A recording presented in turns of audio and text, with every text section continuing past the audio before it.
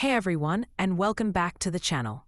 In today's video, I'll be teaching you how to connect your USPS account to Shopify so that you can easily edit shipping labels, manage USPS shipping rates, and handle order manifests inside your Shopify store.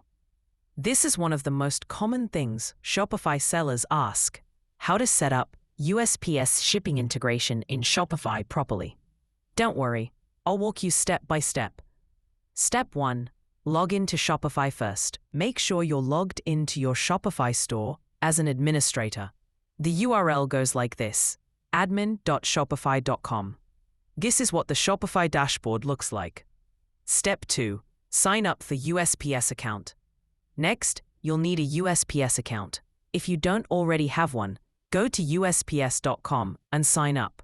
On their merchants and sellers page, you'll see Shopify listed as one of the compatible platforms for USPS e-commerce integration.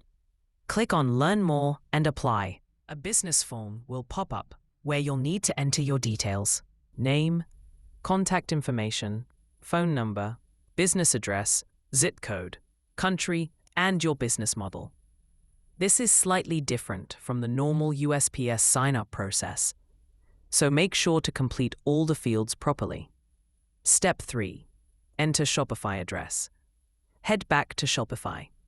Go into your Shopify settings and copy your store URL or domain name. Paste it into the USPS connection form when asked to link your e-commerce store. This will integrate USPS with your Shopify account. And that's it! You've successfully set up USPS shipping in Shopify. Now you can create USPS shipping labels in Shopify, manage USPS shipping zones, print labels, and track shipments directly from your store dashboard. Hopefully this tutorial helped you guys out.